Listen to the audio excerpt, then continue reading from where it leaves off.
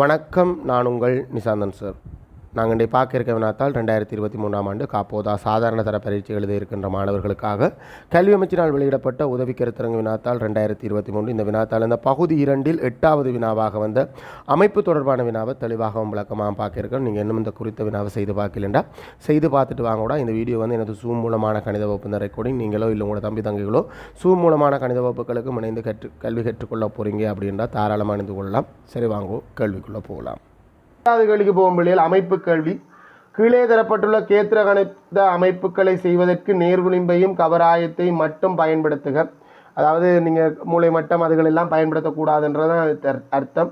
அமைப்பு கோடுகளை தெளிவாக காட்டுக, எதையுமே அழிச்சு விடலாது. ஏன்னா என்னென்று செய்தீங்கன்றது வேணும். PQ சமன் 8 சென்டிமீட்டர். ஸோ ஒரு பக்கத்தோட துவங்குது.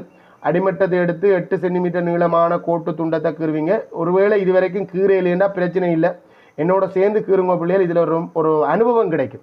ஸோ ஒரு கோட்டு துண்டத்தை கீறி கவராயத்தின் உதவியோடு 8 சென்டிமீட்டர் அளந்தெடுத்து, அப்படித்தான் நாங்கள் கோட்டு துண்டத்தை கண்டுபிடிக்கணும்.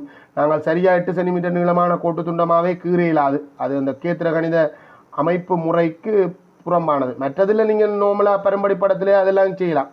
ஆனால் இது வந்து ஒரு கோட்டு துண்டம்ன்றது 2 கோடுகள் இடைவெட்டுவதால் மட்டும்தான் உருவாக்கப்படணும். ஸோ 8 சென்டிமீட்டர் நீளத்தை கவராயத்தில் அளந்தெடுத்து கோட்டில் 2 இடத்துல இடைவெட்டணும். சில பேர் இங்கே முதல்ல ஸ்டார்ட்லேயே ஒரு கோடை கீறி போட்டு ஸ்டார்ட் பண்ணுவாங்க, அதுவும் சரி. இல்லைன்னா நீங்கள் கீறின அந்த புள்ளியில் வச்சு கண்டுபிடிச்ச அந்த புள்ளியில் வச்சு திரும்ப இங்கே ஒரு புள்ளியை இடைவெட்டி அந்த கோட்டு துண்டத்தை கண்டுபிடிக்கணும். 8 சென்டிமீட்டர் நீளமான கோட்டு துண்டம். அளவுகள் முக்கியம் இல்லை, கட்டாயம் பேர் முக்கியம். இந்த கோட்டு துண்டத்துக்கு என்ன பேர்? இந்த கோட்டு துண்ட பேர் PQ அப்படின்னு சொல்கிறாங்க. ஸோ இந்த கோட்டு துண்டத்துக்கு நீங்கள் என்ன பேர் போட போகிறீங்க? ஒரு உச்சிக்கு P எண்டும் ஒரு புள்ளிக்கு Q எண்டும் போட போகிறீங்க. நான் போடுறேன்னா இதுக்கு P என்ற பேரையும் Q என்ற பேரையும் போடுறேன். PQ என்ற 8 சென்டிமீட்டர்ன்றது தேவைப்பட்டா போடுவோம். அது அளவுகள் பரும்படி படத்துக்கு தான் கட்டாயம். அளவடை இது சரியாக அளவு பரிமாணத்துக்கு இருக்கிறது தேவையில்லை. அடுத்தது PR என்ற புள்ளி. என்ன R என்ற புள்ளி தெரியாத, ஆனால் Pயிலேருந்து அது 7 சென்டிமீட்டர் தூரத்தில் இருக்குது. Qலேருந்து 5 சென்டிமீட்டர் தூரத்தில் இருக்குது. இது சாதாரணமான பக்கங்கள், 3 பக்கங்கள் நீளம். Pயிலேருந்து 7 சென்டிமீட்டர் தூரம். அப்போ கவராயத்தில் 7 சென்டிமீட்டர் அளந்தெடுத்து கவராயத்தில் 6 புள்ளியை தேடுறேன். ஒழுக்கு ரீதியாகத்தான் புள்ளியை நான் அதுக்காண்டி முழு முழுக்கும் கிரமாக வில்லொண்டை வெட்ட போகிறேன். 7 சென்டிமீட்டர் நீளத்தில் அளந்தெடுத்து Pயில் வச்சு வில்லொண்டு வெட்டுவேன். ஓரளவுக்கு தெரியும் மேலே ஒரு இடத்துக்குலாம் வருமெண்டா. ஸோ Pயில் வச்சு ஒரு வில்லொண்டு வெட்டுறேன். கொஞ்சம் பெருசாகவே வெட்டுறேன், தெரியாமல் காணாமல் போனால் அப்புறம் வந்து தேட வேண்டியிருக்கும். அதேமாரி அந்த புள்ளி வந்து Qவில் இருந்து QR வந்து 5 சென்டிமீட்டர். ஸோ கவராயத்தை திரும்ப கவராயத்தில் 5 சென்டிமீட்டர் நீளத்தை அளந்தெடுத்து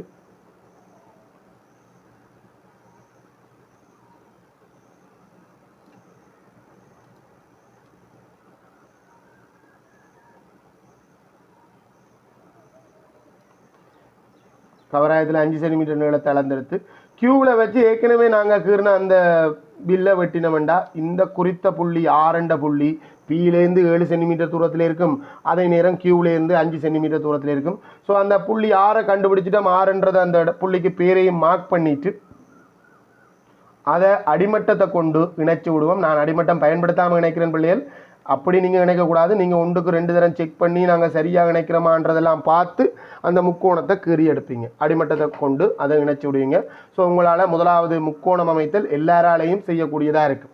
இது 11ஆம் ஆண்டு படித்தா தான் செய்யணும் இல்லை, 8ஆம் ஆண்டு பிள்ளையும் இந்த கேள்வியை செய்யும். 8ஆம் ஆண்டுலேயே வந்துட்டு முக்கோணம் அமைத்தலாம். Rன் ஊடாக PQவுக்கு சமாந்தரமான கோடொன்றை அமைக்குக. Rன் முதல்ல அந்த கோடு எங்கே இருக்குன்னு பார்க்கணும். Rன் ஊடாக PQவுக்கு சமாந்தரமான கோடு. முதல்ல அந்த பரம்படியாக அந்த கோடை நீ கீறிப்பார்.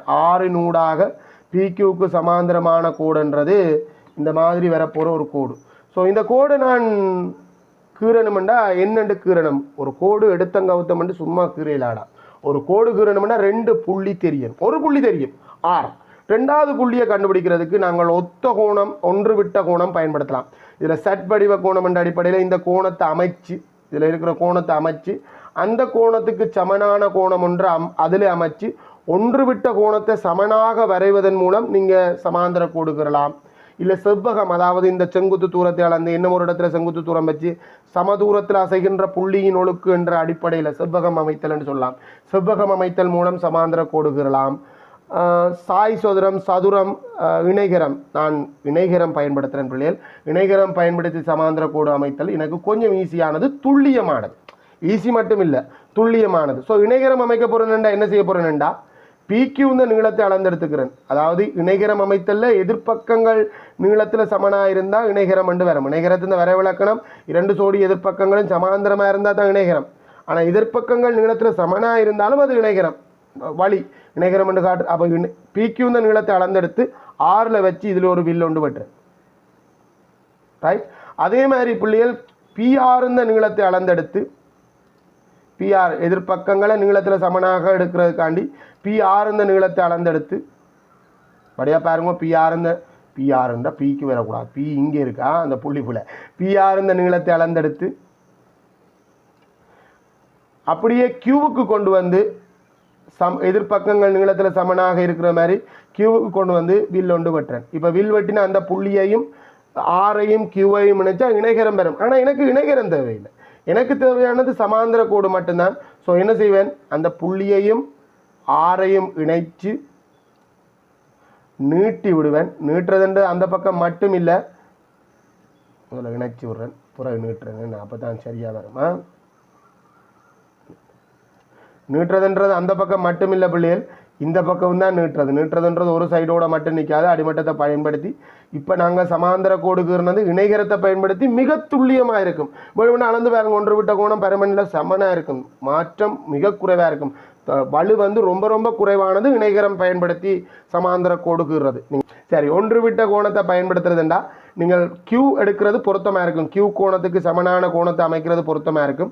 ஸோ நீங்கள் என்ன செய்யுங்கன்னா வில்லொண்டை கீறுங்க, கியூவில் வில்லொண்டை கீறுங்க. அது பொருத்தமான ஆரை, அது ஒரு 2க்கும் 3க்கும் இடைப்பட்ட ஆரையாக இருக்கும். ஸோ நீங்கள் என்ன செய்ய வேண்டி இருக்குமெண்டா, இங்கே ஏற்கனவே இருந்த 6ல் எந்த பக்கம் 1 விட்ட கோணம் பெறப்போகுது, செட் வடிவ கோணம் தானே, செட் வடிவ கோணம் பெறுற மாதிரி இந்த புள்ளியை எடுத்து கொண்டுட்டு சரிதானே, அப்படியே கியூவில் இருந்து அந்த வில்லுந்த நீளத்தை அளந்தெடுக்கிறது.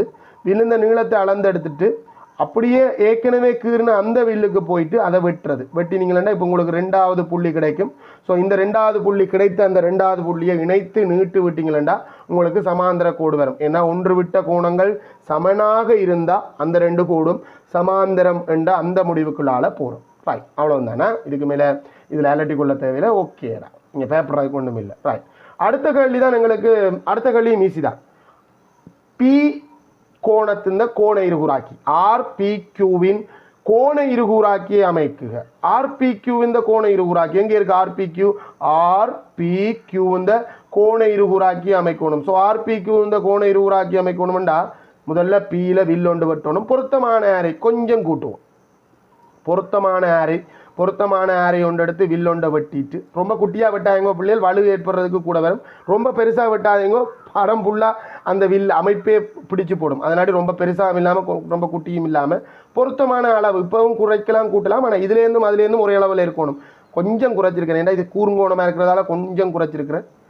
வில்லொண்டை வெட்டிட்டு திரும்ப இங்கே இந்த குறுங்கோணம்ன்றது 60 விட குறைவுன்ற நாடியா, ஏன்னா எக்ஸ் மாதிரி வெட்டாதுன்றது குறம். இதே உண்மையாக எக்ஸ் மாதிரி பெருசாக வெட்டியில் துல்லியமானது, துல்லியத்தன்மை கொஞ்சம் குறையும். அதுக்காண்டி இப்போ 2 வில் வெட்டியிருக்கேன். அந்த 2 வில் வெட்டின அந்த புள்ளியையும் கோண உச்சி பியையும் இணைச்சி நீட்டினால் இந்த கோணம் சரிசமனாக இருசம கூறிடப்பட்டிடும். கொஞ்சம் நீளமாக தேவைப்படுது. பிறகுதான் அந்த புகழி அங்கால வாசிச்சிங்களா தெரியும், நீளமாக தேவைப்படுது. ஸோ நான் அந்த கோண இருவுராக்கிய பெருசாகவே கீறுறேன். கோண இருவுராக்கிய கீற சொன்னது கோண இருவுராக்கிய கீறியாச்சு. நாங்கள் ஒரு புள்ளியை கண்டுபிடிக்க போகிறோம், ஒழுக்கு தொடர்பாக சொல்லியிருக்கு. அப்படிப்பட்ட இடத்துல இருக்குண்டா பிக்யூ பிஆர், பிக்யூ இதை விட கவனிங்கோட 4வது கேள்வி. பிக்யூ பிஆர் என்பவற்றுக்கு சமதூரத்திலும், பிக்யூன்றது ஒரு கோடு, பிஆர்ன்றது இன்னும் ஒரு கோடு. 2 கோடுல இருந்து சமதூரத்தில் இருக்கிற புள்ளிகள் எங்கே இருக்கு? 2 கோடுகள்ல இருந்து சமதூரத்தில் இருக்கிற புள்ளிகள் எங்கே இருக்கு? கோண இருகூறாக்கில இருக்கு. ஏன்னா இடையில எல்லாம் இருக்கு. இந்த சமதூரத்தில் எண்டைக்க சமதூரத்தில் எண்டைக்க இங்கே எல்லாம் இருக்கும். ஸோ அது கோண இருகூறாக்கில இருக்கும். அப்போ நாங்கள் முதலாவது அந்த புள்ளியை கண்டுபிடிக்கிறதுக்கான முதலாவது ஒழுக்கு, அந்த புள்ளி சமதூரத்தில் இருக்கணும்டா இந்த கோண இருகூறாக்கியில் இருக்கணும். ஆல்ரெடி அந்த கோண இருகூறாக்கி நாங்கள் கீறி இருக்கிறோம். ஏன்னா ஏற்கனவே அந்த அப்போ இந்த தேடி வர்ற அந்த புள்ளி என்ன, பிக்யூ பிஆர் என்பவற்றிலிருந்து சமதூரத்திலும் என்னென்ற புள்ளியை தான் தேடி வரோம். முக்கோணி பிக்யூஆரின் பரப்பளவுக்கு, முக்கோணி பிக்யூஆர் இங்கே இருக்குது, இப்போ நாங்கள் கீர்ந்த முதல் முக்கோணம் முக்கோணி பிக்யூஆர் இந்த பரப்பளவுக்கு சமனான பரப்பளவு பிக்யூஎன் இந்த பரப்பளவுக்கு சமனாக, இங்கேயும் ரெண்டு பேர்லேயும் பிக்யூ இருக்குது பொதுவான பக்கம், இங்கேயும் பிக்யூ தான், அடுத்த முக்கோணமும் பிக்யூ தான், இந்த முறை பிக்யூஆர், அடுத்த முக்கோணம் பிக்யூஎன், ரெண்டு முக்கோணங்கள் இந்த பரப்பளவு சமன், எங்கேயோ படிச்சிருக்கோம், அது ஒரு தனித்தேற்றம் படிச்சிருக்கோம். என்ன இரண்டு முக்கோணங்கள் இந்த பரப்பளவு எப்போ சமனாக இருக்கும், முக்கோணம் ஒருங்கி சேவிலையும் இருக்குது, ஆனால் சமாந்தர நேர்கோடுகளுக்கு இடையில் உள்ள முக்கோணங்கள் இந்த பரப்பளவு சமன் அப்படின்ற ஒரு தனித்தேற்றம் படிச்சிருக்கோம். ஞாபகம் இருக்கா? ரெண்டு கோடு சமாந்தரமாக இருந்தால் அந்த நேர்கோடுகளுக்கு இடையில் ஒரே அடி மீது உள்ள, இப்போ பிக்யூ தான் அந்த ஒரே அடி, ரெண்டு முக்கோணத்துக்கும் பிக்யூ வந்து பொதுவான அடியாக இருக்குது, பிக்யூவை அடியாக கொண்ட முக்கோணங்கள் பரப்பளவில் சமன். அப்போ ஒரு உச்சி ஆர் வந்து இந்த சமாந்திர கோட்டில் இருக்கண்டா, அடுத்த உச்சி என்னும் எங்கே இருக்கணும், அந்த ஆறுக்கு சமாந்தரமான ஆறினூடாக போகிற அந்த சமாந்திர கோட்டில் எங்கே வேணுமென்றாலும் இருக்கலாம். ஸோ ரெண்டாவது ஒழுக்கு ரெடி, அந்த எண் சமாந்திர கோட்டிலையும் இருக்கணும், கோண இருகுறாக்கிலையும் இருக்கணும். ஸோ அந்த எண் என்ற புள்ளி இருக்கிற இடம் கண்டுபிடிச்சாச்சா? சமாந்திர கோட்டிலையும் இருக்கணும், இந்த இருக்குது, இந்த சமாந்திர கோட்டிலையும் இருக்கணும், ஏண்டா முக்கோணத்து இந்த பரப்பளவு சமனாக இருக்கணும், அதே நேரம் இந்த ரெண்டு கோடுகள்லேருந்து சமதூரத்திலையும் இருக்கணும், அப்போ இந்த கோண இருகுறாக்கிலையும் இருக்கணும். ஆகவே என்னென்ற புள்ளி இந்த ரெண்டு கோடுகளும் ஒழுக்கண்டு சொல்கிறேன், இந்த ரெண்டு கோடுகளும் பெற்ற அந்த இடத்துல இருக்குது. ஸோ என்ன குறிச்சிட்டேன், என்ன என்னை குறித்து முக்கோணி என்கியூஆரை பூரணப்படுத்துக, என்கியூஆரை பூரணப்படுத்துகிறேன்னா என்ஐ கியூவை முனைக்கணும், அவ்வளோதான். ஸோ அடிமட்டத்தை பயன்படுத்தி என்ஐ கியூவை முனைக்கும், எனக்கு அடிமட்டம் இல்லை, நான் இதில் இருக்கிற ஆப்ஷனை பயன்படுத்துகிறேன். இப்போ அடுத்தது என்ன சொல்லப்படுதுன்னா ஒரு சுற்று வட்டம் வரைக, ஒரு வட்டம் வரையணும்னா எனக்கு என்ன தேவை, அடுத்த கேள்விக்கு பார்த்துட்டு போவோமா. முக்கோணி என்கியூஆரின், அது இந்த முக்கோணம் மட்டும் பார்ப்போம்டா, என்கியூஆர் இங்கால இப்போ வந்த இந்த புதிய முக்கோணத்தின் சுற்று வட்டத்தை வரையட்டுமாம். அப்போ இந்த ஒரு முக்கோணத்து இந்த சுற்று வட்டத்தை எப்படி வரைகிறது, ஒரு வட்டம் வரையணுமெண்டா எனக்கு ரெண்டு விஷயம் தேவை, ஒரு வட்டத்தின் மையமும் ஆரையும் தேவை. மையத்தை கண்டுபிடிக்கிறதுக்கு நாங்கள் நிறைய ஒழுக்குகள் படிச்சிருக்கிறோம், நிறைய தேற்றங்கள் படிச்சிருக்கோம்னே சொல்லலாம். முதலாவது தேற்றம் என்னென்னா, ஒரு வட்டத்தில் அது நானாக இருந்தால், நாங்கள் கோடுகள் தொடர்பாக கதைச்சிருக்கோம், நாங்கள் வட்டம் ஒன்று நான் ஒன்று தெரிந்தால் அந்த நானுந்த நடுப்புள்ளியில் வரைகிற செங்குத்து கோடு அந்த மையத்தினூடாக போகும். ஏன் சார் ரெண்டா, அது ஒரு தனித்தேற்றம், உங்களுக்கும் தெரியும். அப்போ நான் இந்த நடுப்புள்ளியையும் கண்டுபிடிக்க வேண்டியிருக்கு, செங்குத்தும் கூட வேண்டியிருக்கு, இதை ரெண்டையும் ஒரே கல்லிலேயே செய்யலாம். அந்த நான் இந்த செங்குத்திருகுறாக்கி மையத்தினூடாக செல்லும். இதே அடுத்தது, ஒரு வட்டம் ஒன்று தொடலியும் தொடுபுள்ளியும் தெரிந்தால் மையத்தை எப்படி கண்டுபிடிக்கலாம், ரெண்டு ஒழுக்கத்தை ஒரு ஒழுக்க வச்சு கண்டுபிடிக்கலாம், ரெண்டு நிபந்தனை வச்சு தான் கண்டுபிடிக்கணும். இது ஒரு நிபந்தனை என்ன ஒன்று சேருமா, வட்டம் ஒன்று இந்த தொடுபுள்ளியும் தொடலியும் தெரிந்தா, தொடலியும் தொடுபுள்ளியும் தெரிந்தா அந்த தொடுபுள்ளியில் வரைகிற செங்குத்து, தொடலிக்கு தொடுபுள்ளியில் வரைகிற செங்குத்து மையத்தினூடாக செல்லும். அதுவும் ஒரு தேற்றத்தின் மாறுதலை, என்ன ஆரைக்கு தொடலி செங்குத்தாகும்ண்டா அது இந்த தேற்றத்தின் மாறுதலை, தொடலிக்கு செங்குத்தாக தொடுபுள்ளியில் செங்குத்தாக வரைகிற கோடு மையத்தினூடாக செல்லும். அடுத்த தேற்றம் எங்களுக்கு தேவையானது, அடுத்த தேற்றம், ஒரு வட்டம் ஒன்றுந்த இரண்டு தொடலிகள் தெரிந்தா, வட்டம் ஒன்றுக்கு இரண்டு தொடலிகள் தெரிந்தா, இது முக்கியமானது, இது உங்களுக்கு சில நேரம் ஞாபகத்துக்கு வராது, ரெண்டு பேருமே தொடலி அப்படி என்று சொல்லியிருந்திருந்தா அந்த ரெண்டு தொடலிகள் தொடர்பாக வட்டத்தின் மையத்தை எப்படி கண்டுபிடிக்கிறேன்டா, இது ஒரு தேற்றம் இருக்குது, பழைய தேற்றம். அந்த பழைய தேற்றத்தை முதல் ஞாபகப்படுத்துகிறேன். வட்டத்தின் மையத்தையும் வெளிப்புள்ளியையும், ரெண்டு தொடலிகள் சந்திக்கிற அந்த வெளிப்புள்ளியையும் இணைக்கிற கோடு அந்த தொடலிகளால் உண்டாகின கோணத்தை இரு சமக்கூடும். ஸோ அது இந்த மறுதலை, அந்த தொடலிகளால் உண்டாக்கப்படுகின்ற கோணத்தின் கோண இருகுறாக்கி மையத்தினூடாக செல்லும். எங்களுக்கு சுற்றுவட்டம் தான் கேட்டது. சுற்றுவட்டம் என்றால் வட்டத்தை சுற்றி கொண்டு அந்த முக்கோணத்துக்கு மேலே வளையம் போட்ட மாதிரி இருக்கிற வட்டத்தை தான் சுற்றுவட்டம் அப்படின்னு சொல்லுவோம். முதல்ல கையால், வெறும் கையால் பென்சிலால் லைட்டாக கீறிப்பார். முதல்ல இந்த வட்டத்தை கீற சொல்றீங்க. முக்கோணி எந்த முக்கோணத்தை இந்த சுற்றுவட்டம் கீற சொன்னது என்கியூஆர் இந்த சுற்றுவட்டம். ஸோ என்கியூஆர் என்றால் எண்ணுக்குள்ளால போகணும், பிக்குள்ளால போகணும், இல்லை என்கியூஆர் எண்ணில் கியூவில் ஆறில் போகிற வட்டத்தை கீறணும். ஆனால் வட்டத்தை நாங்கள் எடுத்த முன்னே கீரையிலாடா, எனக்கு ஒரு வட்டம் கீறணும்னா முதல்ல மையம் வேணும், கவராயம் எங்கே கூறணும்ன்றது வேணும். ரெண்டாவது ஆரை வேணும். ஆரை என்றால் அளவு இல்லை, அளவு தந்தாலும் ஓகே, இல்லைன்னா வட்டத்தில் உள்ள ஒரு புள்ளி. எனக்கு வட்டத்தில் உள்ள 3 புள்ளி தெரியும். எண் இருக்குது, ஆர் இருக்குது, நான் வரைய போகிற வட்டத்தில் எண் இருக்குது, ஆர் இருக்குது, கியூ இருக்குது. வட்டத்தில் உள்ள 3 புள்ளி தெரியும், வட்டத்தில் உள்ள ஒரு புள்ளி தெரிஞ்சாலே போதும். அப்போ எனக்கு மையம் கண்டுபிடிக்கணும். ஸோ இந்த வட்டத்துக்கு இங்கே இருக்கிற 3 கோடும் ஆர், இது ஒரு நான், இது ஒரு நான், இது ஒரு நான். இந்த 3 நான் இந்த செங்குத்து உருவாக்கிக்கிறனாலும் அது ஒரு புள்ளியில் தான் சந்திக்கும். ஆனால் எனக்கு ஒரு புள்ளியை கண்டுபிடிக்கிறதுக்கு 2 ஒழுக்கு தாராளமாக போதும். ஏன் 3 நான் இந்த செங்குத்து உருவாக்கிக்கிடுவான், 2 நான் இந்த செங்குத்து உருவாக்கி நான் எடுத்துக்கொள்கிறேன். குழப்பிக்கொள்ளாமல் செய்கிறதுக்காண்டி QN இந்த செங்குத்து உருவாக்கியையும் RN இந்த செங்குத்து உருவாக்கி, ஏன்னா இதுக்குள்ளால ஆல்ரெடி ஒரு கோடு இடைவெட்டி கொண்டு போகுது. அதனாடி நான் அதுக்கு செங்குத்து உருவாக்கிக்கிறேன்னு நான் முடிவெடுக்கல. நீங்கள் அதுக்கு கீறினாலும் சரிதானடா, ஒரு பிழையும் வராது. ஸோ QN இந்த செங்குத்து உருவாக்கிக்கிறேன். QN இந்த செங்குத்து உருவாக்கிக்கிறதுக்கு ஒரு பொருத்தமான ஆரி, இந்த அரைவாசியை விட கட்டாயம் கூட இருக்கணும். பொருத்தமான ஆரி எடுத்து இந்த பக்கமும் பற்றேன், அந்த பக்கமும் பற்றேன். பொருத்தமான ஆரை, இதில் எது ஆரை எவ்வளவு அது பொருத்தமானது உங்களுக்கு பழக்கத்தில் தெரியணும். இவ்வளவு காலம் வட்டம் கீறியிருக்கோம், இவ்வளவு செங்குத்து உருவாக்கி கீறியிருக்கோம்.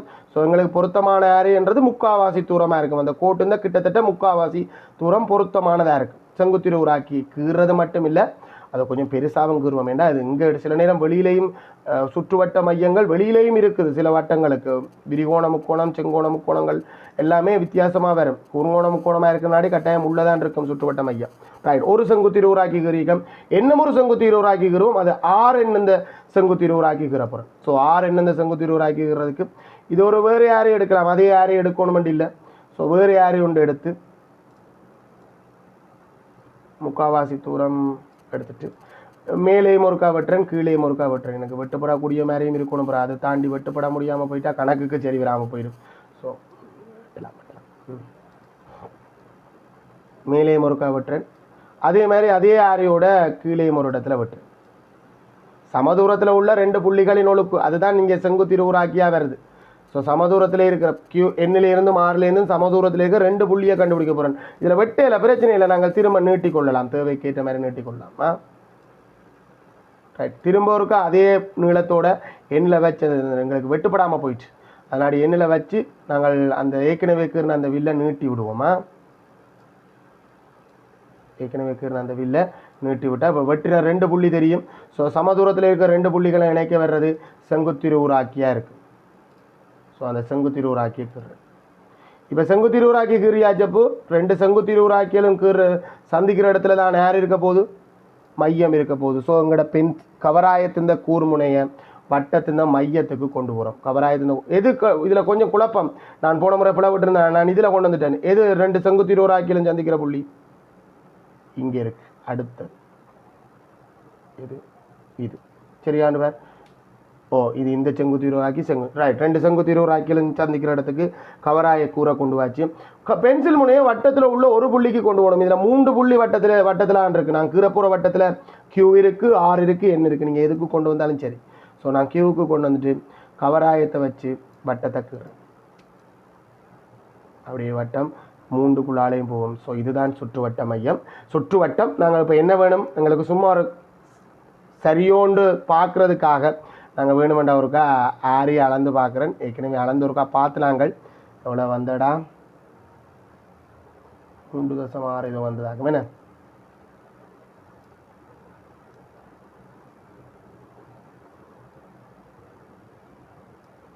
3.5 சென்டிமீட்டர் வருது. ஆரி கேட்கல, ஆரி அளந்து தருவோம் அப்படி ஒன்றும் கேட்கல. ஸோ அது தேவையற்ற கதை. 3.5 சென்டிமீட்டர் வருது. உங்களுக்கு 3.6 வரலாம், 3.5 மீது 2 கிடைக்கல இருக்கலாம்னு நினைக்கிறேன். சரி, உங்களுக்கு புள்ளித்திட்டத்தையும் சொல்லிடுறேன். புள்ளிகள் பொதுவாக எங்களுக்கு வர்ற புள்ளித்திட்டத்தின் அடிப்படையில் சொல்கிறேன். முக்கோணம் அமைத்தல், முதலாவது PQவை கீறினதுக்கு ஒரு புள்ளி, 2வது வில்வெட்டி ஆரை கண்டுபிடிச்சு அதை முக்கோணமாக பூரணப்படுத்துறதுக்கு 2 புள்ளி 3 மார்க்ஸ் கிடைக்கும். அதுக்கு பிறகு இந்த சமாந்தர கோடு கீற சொன்னது. ஸோ சமாந்தர கோடு கீறதுக்கு எங்களுக்கு வழக்கமான புள்ளி மாதிரி தான் 2 மார்க்ஸ் கிடைக்கும். நீங்கள் அது ஒன்று விட்ட கோணத்தில் கீறினாலும் சரி, ஒத்த கோணத்தில் கீறினாலும் சரி, இணைகரம் பயன்படுத்தினாலும் சரி, சாய்சூரம் பயன்படுத்தினாலும் சரி, சமாந்தர கோடு கீறதுக்கு 2 மார்க்ஸ். அமைப்பு இருக்கணும். இதில் அந்த வெட்டின வில் தெரியணும். நாங்கள் இதில் ஒன்று விட்ட கோணத்தை பயன்படுத்தினாங்க. ஸோ அந்த வில் தெரிஞ்சால் அந்த புள்ளி கிடைக்கும். ரைட், நாங்கள் முதல் பயன்படுத்தினது இணைகரம் பயன்படுத்தினாங்க, அதுக்கும் அந்த புள்ளி கிடைக்கும். ஒரு பிரச்சனையும் இல்லை, ஒரு பயமும் வேண்டாம். ரைட், அடுத்தது இருசம கூறாக்கிய வரை சொன்னது. அந்த வில் ப்ராப்பராக இருசம கூறாக்கி கீறி இருந்தால் 2 மார்க்ஸ் எங்களுக்கு கிடைக்கும். ரைட், அடுத்த கேள்வி அந்த வட்டத்தை சாரி அந்த முக்கோணத்தில் அந்த எந்த இடத்தை கண்டுபிடிக்க சொன்னது. ஸோ என்ன கண்டுபிடிக்கிறதுக்கு 2 தேற்றம் பயன்படுத்த வேண்டியிருக்கு. அந்த 2 ஒழுக்கு தொடர்பான அந்த ஐடியாவை சரியாக வந்து பயன்படுத்த வேண்டியிருக்கு. ஸோ அதுக்கு எங்களுக்கு என்ன கண்டுபிடிச்சு அந்த முக்கோணமாக அதை பூரணப்படுத்துறதுக்காண்டி 2 மார்க்ஸ் கிடைக்கும். ரைட். ஸோ இப்போ எங்களுக்கு மொத்தமாக 9 மார்க்ஸ் கிடைச்சிட்டுது. 9 மார்க்ஸ் கிடைக்கக்கூடாது. என்ன கண்டுபிடிக்கிறோம் 1 மார்க்ஸ் தான் கொடுக்கலாம். ஏன்னா 6 7 என்ன கண்டுபிடிக்கிறோம் 1 மார்க்ஸ் கொடுங்க பிள்ளைகள். வட்டத்து இந்த மையத்தை கண்டுபிடிச்சு செங்குத்திரு உராக்கியல் கீறி அந்த வட்டத்தை கீறதுக்கு 2 மார்க்ஸ் கொடுங்க. மொத்தமாக உங்களுக்கு 10க்கு எத்தனை கிடைச்சிது அப்படின்றத எனக்கு பதிவிடுங்கூடா. சரிதானே? இது தொடலி கீறதுன்றதையும் தெரிஞ்சு வச்சுக்கொள்ளுங்கூடா. தொடலி கீறதுன்றது என்ன ஒரு வகை இருக்குது. தொடலி கீறதுக்கு என்ன செய்யணும்னு சொல்லுங்க பாப்பா பிள்ளைகள். தொடலி கீறுதல் வட்டம் ஒன்றில் உள்ள புள்ளியில் தொடலி கீறணும். எனக்கு வட்டத்தில் இருக்கிற இந்த புள்ளியில் தொடலி கீறணும்டா என்ன செய்யணும்டா, முதல்ல வட்டத்து இந்த மையத்தையும் அந்த புள்ளியையும் இணைச்சி நீட்டணும். அதாவது தொடலி ஆரைக்கு செங்குத்தண்ட தீட்டத்தை பயன்படுத்துறதுக்கு இணைச்சி நீட்டி அந்த இணைச்சி நீட்டின அந்த புள்ளியிலேருந்து இங்கே ஒரு வில்வெட்டி இங்கே ஒரு வில்வெட்டி, அதாவது இதிலே ஒரு செங்குத்திரு உருவாக்கிக்கிற புறம். ஸோ இந்த நடுப்புள்ளியாக கொண்ட ஒரு கோட்டு துண்டத்தை கண்டுபிடிச்சு அந்த கோட்டு துண்டத்தை இணைச்சி நீங்கள் என்ன செய்யலாம், தொடலி கீறலாம். சமதூரத்தில் இருக்கிற தொடலி ஆரைக்கு செங்குத்து. அதே மாதிரி வெளிப்புள்ளி ஒன்றில் இருந்து நீ வட்டத்துக்கு தொடலி கீறணும்டா. இது வெளிப்புள்ளியிலேருந்து வட்டத்துக்கு 2 தொடலி இருக்கும். ஸோ இது கொஞ்சம் ப்ரொசீஜர் கஷ்டமாக இருக்கும். பொதுவாக இது வர்றதில்லை. வெளிப்புள்ளியிலேருந்து வட்டத்துக்கு தொடலி கீறணும்டா வெளிப்புள்ளியையும் வட்டத்தின் மையத்தையும் இணைத்து இது இந்த செங்குத்திரு உராக்கி கீறணும். ஏன் கீறணும்னா இதை நடுப்புள்ளியை கண்டுபிடிக்கிறது. இதை விட்டமாக கொண்டு ஒரு அரைவட்டங்கிறதுக்கு தான் செங்குத்திரு உராக்கி வருவீங்க. ஸோ அது கீறும்போது சில நேரம் அது வட்டத்தில் வரலாம், வட்டத்துக்கு வெளியில் வரலாம், வட்டத்துக்கு உள்ளே வரலாம். அதை பற்றியெல்லாம் யோசிக்க தேவையில்லை. செங்குத்திரு உராக்கியை கீறி அந்த செங்குத்திரு உராக்கி வெற்ற இடத்துல இருந்து இது வட்டத்தில் வந்திருக்கு, அதுக்காண்டி வட்டத்திலேயே வரணும் வண்டி இல்லை. செங்குத்திரு உராக்கி வெற்ற இடத்துலேருந்து இந்த தூரத்தை அளந்தெடுத்தீங்களா. இதில் ஏண்ட புள்ளி வெளிப்புள்ளி என்னும் வட்டத்தின் மையம் ஓண்டு இருந்தால் எந்த நீளத்தை அளந்திருந்தாலும் ஓகே. அந்த நீளத்தை அப்படியே வச்சு இதில் ஒரு வில் இதில் ஒரு வில். காரணம் சிம்பிளாக சொல்லணும்னா அரைவட்ட கோணம் இதில் விட்டமாக கொண்டு ஒரு அரைவட்டம் கீறுறேன். அரைவட்ட கோணம் செங்கோணம் என்ற அடிப்படையில் இதை இணைச்சி இப்படியே நீட்டினேன்டா எனக்கு அது தொடலியாக இருக்கும். ஏனண்டா இது ஆரைக்கு செங்குத்தான கோடு, செங்கோணமாக இருக்குது, ஆரைக்கு செங்குத்தான கோடு தொடலி. அந்த விளக்கம் தான் பிள்ளைகள். அடுத்தது 2 ஒரு தொடலி ஆல்ரெடி தந்திருக்கிற சந்தர்ப்பத்தில் உதாரணத்துக்கு இதுலேயே கதைக்கலாம். இது ஒரு தொடலி. இந்த தொடலி எனக்கு தொடுபுள்ளி தெரியும். ஏற்கனவே தொடலியும் ஒரு தொடுபுள்ளியும் தந்திருக்கிற சந்தர்ப்பத்தில் வெளிப்புள்ளியிலேருந்து என்னமோ ஒரு தொடலி கீறணும்டா அதுக்கு இந்த வேலை செய்ய தேவையில்லை, இலகுவாகவே செய்யலாம். தொடலிகள் நீளத்தில் சமன். ஸோ அந்த தொடுபுள்ளி வரையான நீளத்தை அளந்தெடுத்து இதில் ஒருக்கா வெட்டினா அடுத்த தொடுபுள்ளி தெரிஞ்சிடும். ஸோ ஏன் சார் தொடாமல் நாங்கள் அடிமட்டத்தை வச்சு மெல்லமாக கீறலாம் தானேன்னா கீரையிலாடா ஒரு கோடு கீறணும்டா 2 புள்ளிகள் தெரியணும். ஒரு புள்ளி இப்போ தான் 2வது புள்ளி தெரிஞ்சது. ஸோ அதை இணைச்சி இப்போ நீட்டினீங்களா உங்களுக்கு தொடலி 2வது தொடலி கண்டுபிடிக்கலாம். தொடலி கீறதுக்கும் 3 தேற்றங்கள் எங்களுக்கு தெரியணும். அதே மாதிரி வட்டத்தின் மையத்தை கண்டுபிடிக்கிறதுக்கும் 3 தேற்றம் தெரியணும். இதெல்லாம் ரகசியம்.